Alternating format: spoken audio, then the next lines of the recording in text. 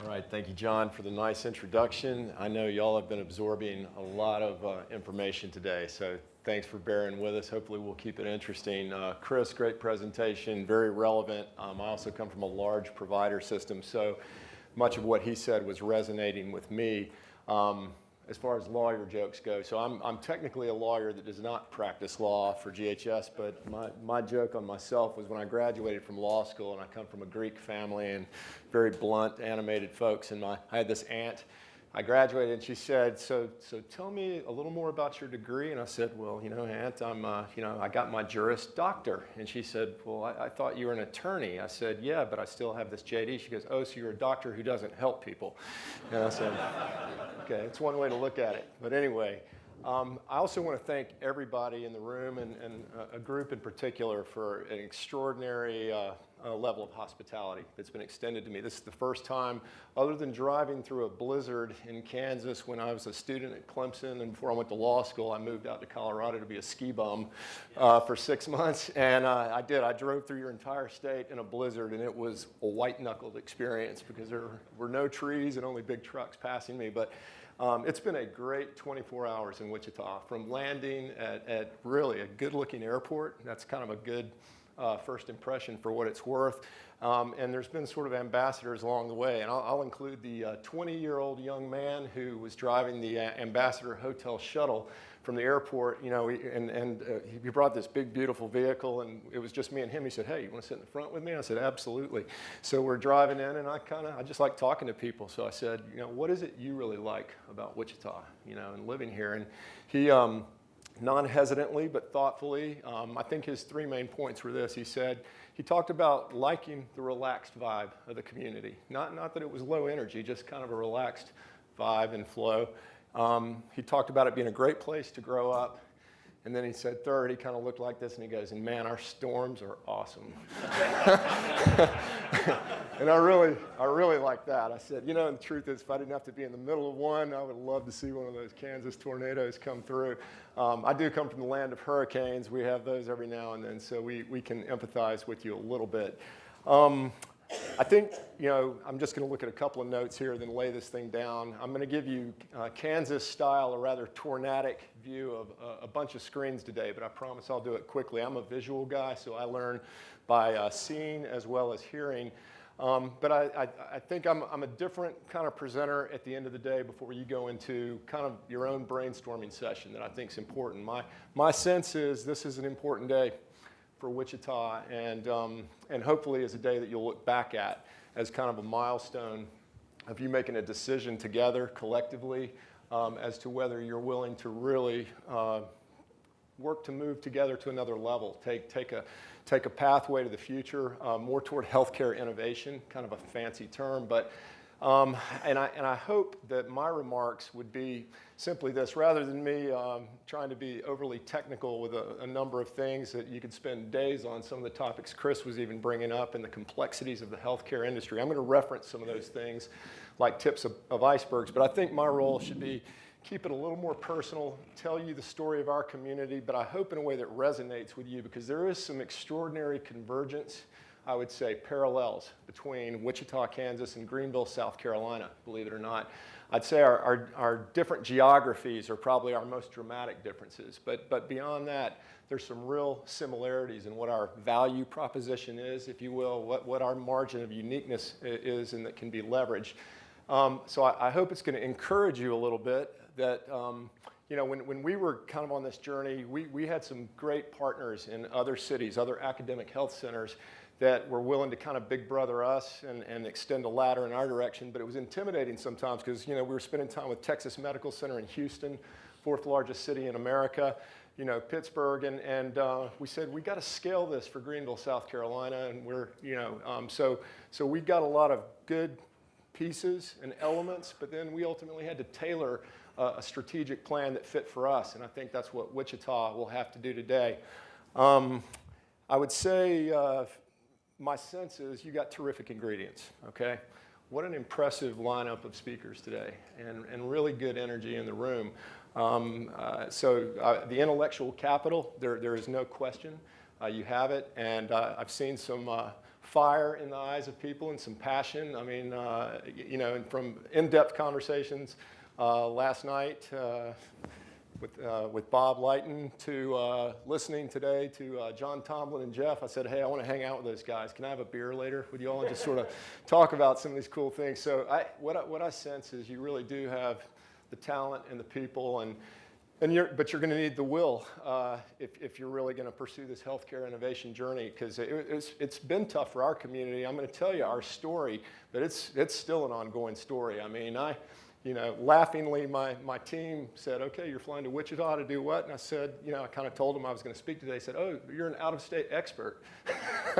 and I say that jokingly because we value out-of-state experts very much in South Carolina, too. You know, you always need, I would say we're pretty bold, aggressive, visionary healthcare system, but we're always concerned about what we don't know and to make sure we're not drinking our own spiked Kool-Aid. We do like to bring people in from other parts of the country, share our ideas, and make sure that, you know, that they're relevant, that they kind of get validated. Lastly, before I get into the meat of the presentation and show you some pretty pictures and some success stories perhaps for us too, let me be a little provocative, and my objective would be to be very objective, and what was most helpful to me when we were building our strategy was people who were willing to share the pothole stories and tell us where they stepped on their own tail, sometimes repeatedly, and what was hard, and not just give me the glitzy results. So while hopefully you'll be encouraged by some of the results that we're achieving, although we have a long way to go. I'll start by saying this. Greenville, South Carolina, which many of you may not have heard of, and I chaired the chamber 2 or 3 years ago, and when we were recalibrating our brand and our vision, our mission, you know, we had to even embrace the fact there's 38 Greenvilles in the United States. We are the largest, I will say. But the point is, when you're talking about, you know, your own community like that, and you're looking at your value proposition. So we are blessed now to have one of the top 10 downtowns by most folks and different ratings in the nation. You know, Forbes has even called us the best downtown in America. So it's kind of a show place, amazing energy, this and that. Let's go back 30 years. 1970s, our downtown was slaughtered by the onslaught, like most American cities, of suburban malls and strip centers. I mean, it was cleaned out. It was no man's land. While we had a pretty little river and some neat older buildings and what have you. So this was not some natural phenomenon that materialized.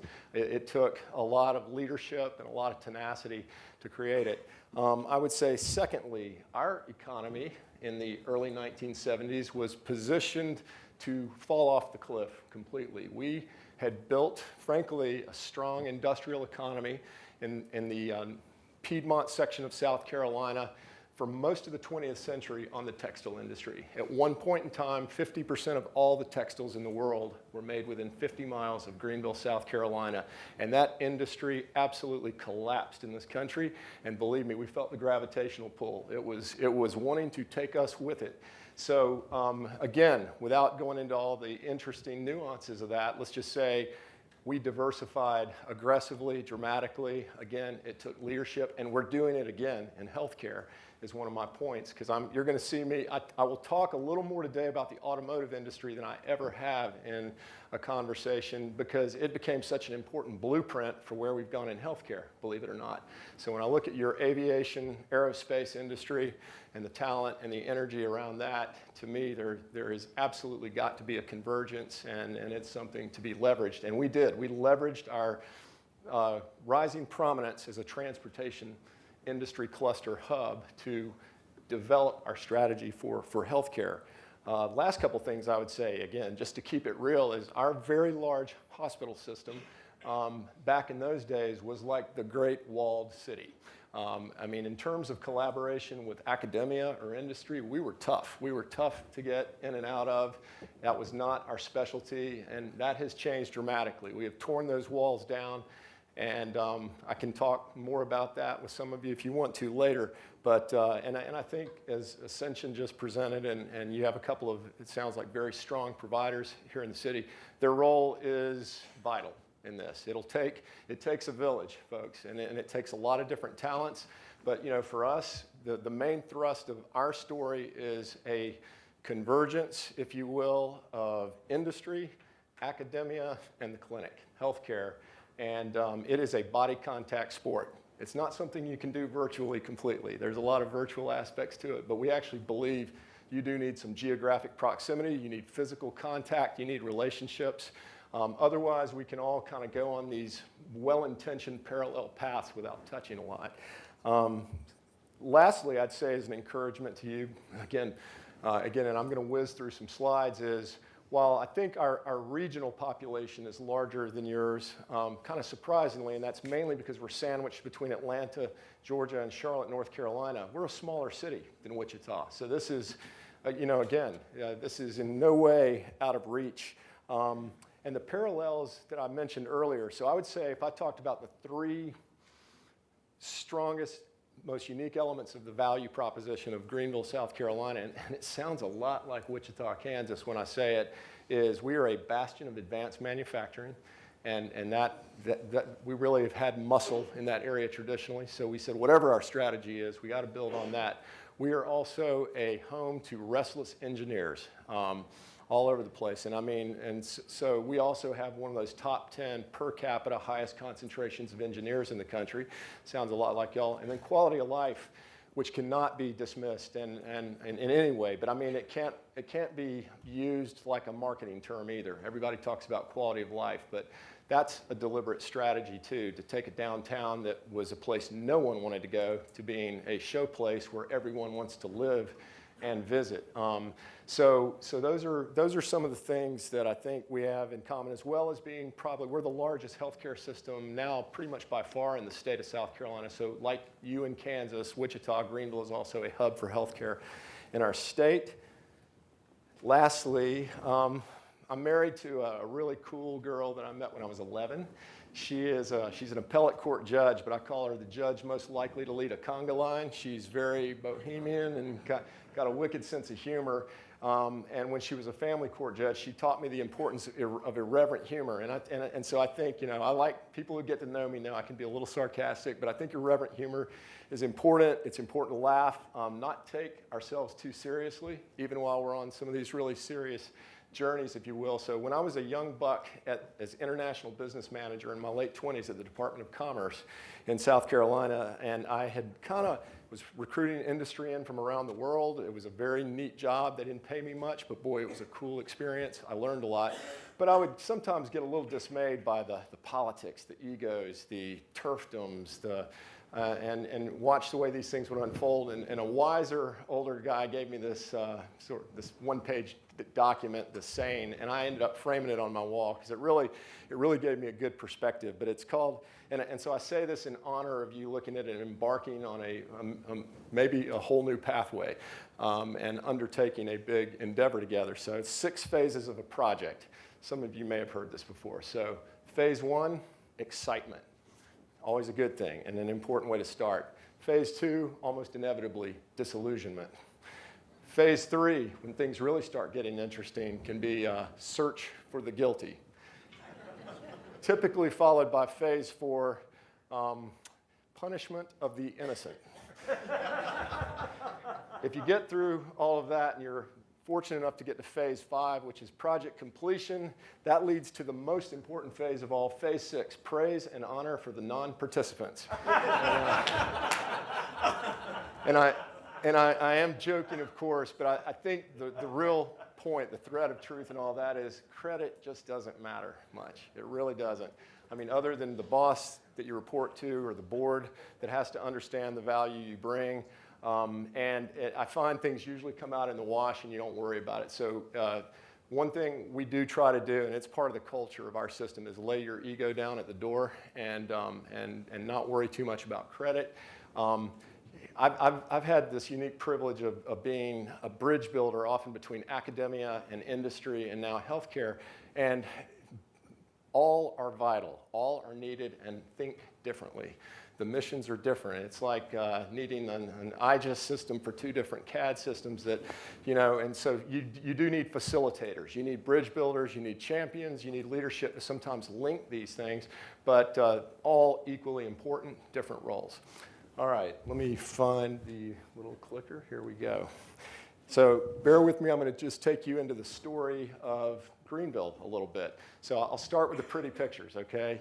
You had to expect a couple of those. And listen, every community has its strengths and blessings. One of our blessings is, frankly, we live in a beautiful area. We're at the foot of the Blue Ridge Mountains, and we're about 3 hours from subtropical beaches. So I can't give that to you, but and that has been helpful, if you will. But so it's a neat area, but and you're looking at a shot of our downtown with the river flowing through it and what have you. But what's been important to us and for a lot of our national and international audiences who expect a more rural environment is we're on this carotid artery of the South called I-85, and we're sort of the connective tissue between Atlanta and Charlotte, which means our metro 10-county population is about 1.3 million, but within 100 miles of our downtown is 6.5 million people. So that's been important. You know, again, talking a little bit about what we think makes us special is, I'd start by simply saying we are a very industry, commerce-driven community. We are a place that takes pride in making things. We like results. We like producing. We could never rely on being the state capital or government to take care of us. It's kind of been a business-led community. The tagline for our chamber is actually business-driven.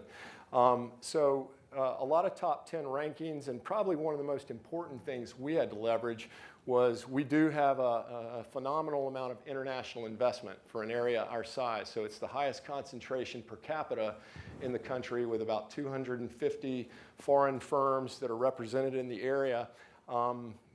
Over 25 countries, you know, again, billions in investment as it says.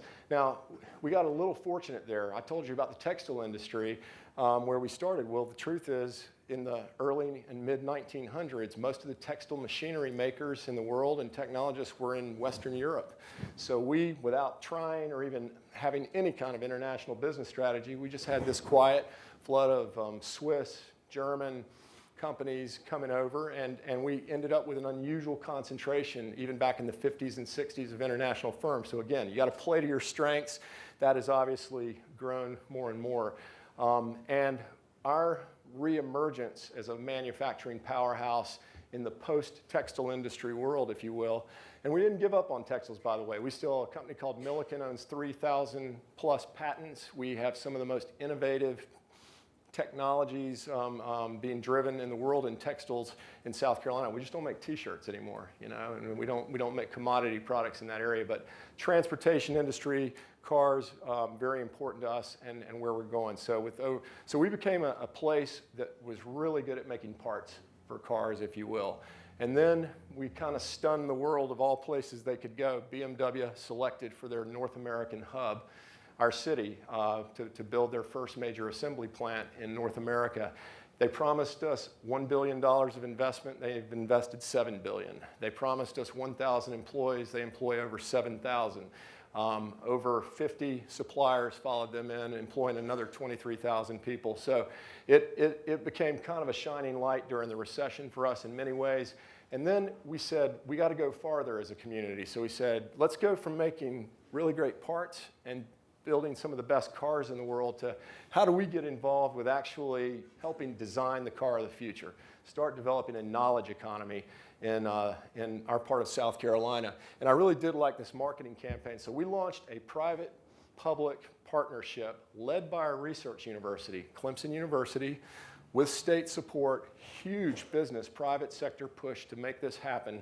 And I'm going to say humbly, it has become one of the more revolutionary public-private models. It went, especially with a research university leading it that understood economic development as one of its missions. So it went basically from an idea to about $250 million invested in an 8-year span, created a whole new graduate engineering center that at that time was the only automotive engineering PhD master's program in the United States. But this was, and we were criticized big time from a Clemson standpoint for partnering so closely with industry. A lot of ivory towered universities said, ooh, you're giving away your soul. You're kind of, that's, you know, you're listening too much. We're like, listen, you know, if if we're not about building the workforce of the future that BMW and Michelin need to hire, and we will decide what our curriculum is, but we need to hear their voice in it. And so we really got shoulder to shoulder between our university and industry partners and started unprecedented collaboration in a 250-acre campus that allowed us to have what I'll call that body contact sport between industry and academia in ways we simply couldn't do on the traditional campus. But I liked the marketing campaign because this was the way we were trying to approach it. It was a very bold, our vision was to be the premier automotive research center in the world. And so it says, make the status quo nervous, try it this way, try it that way, which means fail a few times too. Turn it upside down, rethink, redirect, reinvent, ignore the conventional thinkers, then blow their minds. So that was pretty audacious, but let's say it worked. And the reason I showed it to you is because it really became a blueprint for where we're going in healthcare. I was actually an automotive guy. I was a young buck heading US operations for one of the BMW Tier 1 suppliers, and then I ended up forming my own company, and I was hired to write the marketing plan for ICAR and then be the senior development council guy who put these partnerships together and helped implement them between industry and academia. So Greenville Health System came to me about 11 years ago and said, we want to hire you. And I said, thank you. Why? I said, you know, I really don't know that much about healthcare. And it was interesting because they kind of put their arm around me and said, we'll teach you about healthcare. We want you to help bring some of this kind of business modeling and thinking and collaboration to healthcare.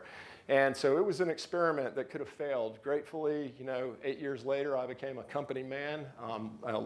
And knowing the strengths and weaknesses of our system, it's a job. I've never loved a job more. And so at any rate, now I'm just going to move quickly through where are we in life sciences in Greenville, South Carolina, and healthcare. So again, here's the real story.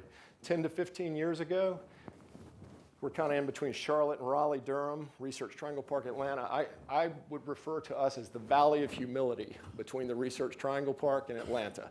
We really, I mean, while we were the powerhouse in automotive manufacturing, we really did not have a story. We were pumping out really smart people from Clemson and USC and from in our area universities.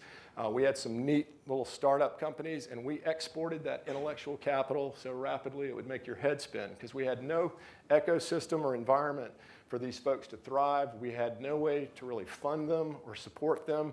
The hospital was still kind of the walled city, et cetera. So I say this again as an encouragement. We kind of went from that status to now. We were ranked this year as one of the top 10 emerging biotech hubs in the country.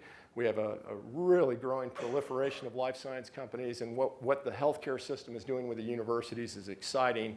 So we've got about 80 companies in Greenville that are in, I keep going the wrong way, sorry folks. And I'm going to just touch on a couple of points. Naturally, in the middle of all that, we needed to figure out how to better fund companies and build an angel network and attract VCs. And so the South Carolina Research Authority and programs called SC Launch, you can check these things out if you're interested in learning more how we did it. So the state was taking a role. I heard Kansas Bio is here, SC Bio, non-existent until a few years ago, and it is the trade association that brings us all together. Our Commerce Department did become really involved, I would say, and started appreciating the benefits of this industry and launched an innovation division. The importance of entrepreneurial economic development cannot be overstated. And again, we went from really a desert in that way to next is a really powerful entrepreneurial economic development hub for our region. Over 200 companies involved, multiple campus sites, from digital technologies to piloting manufacturing. The Iron Yard, considered by the Wall Street Journal one of the top 5 accelerators in the country, is headquartered in Greenville. Again, multiple sites. They now have the largest code school in the world. They have sites in Mexico City, London, et cetera. So pretty exciting stuff building up concurrently.